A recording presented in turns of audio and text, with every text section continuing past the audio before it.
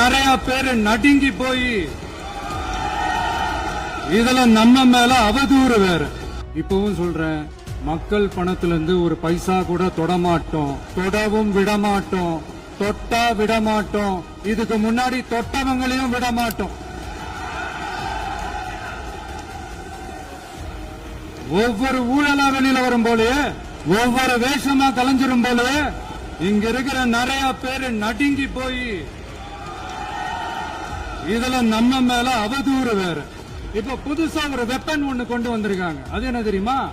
அவங்க தயவால தான் நம்ம ஆட்சி நடக்குதான். மக்கள் தயவால இந்த ஆட்சி நடந்துகிட்டு இருக்கு. மனசாட்சி உள்ள சக்திகளோட ஆதரவால இந்த ஆட்சி நடந்துகிட்டு இருக்கு.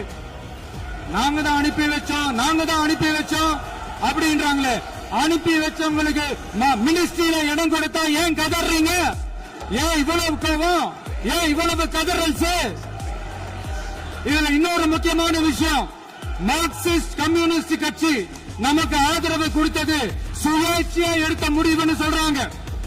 அதே மாதிரி இந்திய கம்யூனிஸ்ட் கட்சி நமக்கு ஆதரவு கொடுத்தது சுயேட்சையா எடுத்த முடிவுன்னு சொல்றாங்க. இதுல எங்க இருந்து நாங்க தான் அனுப்பி வச்சோம்னா புரியலையே. மக்களுக்கு நல்லா புரியும், எல்லாத்தையும் தெளிவா பார்த்துக்கிட்டு இருக்கிறாங்க.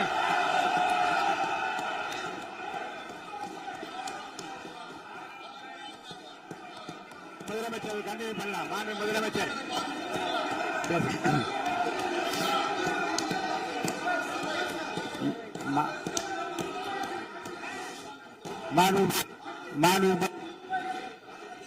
முதலமைச்சர் கண்டினியூ பண்ணலாம். நீ கண்டினியூ பண்ணலாம். நீ கண்டிப்பா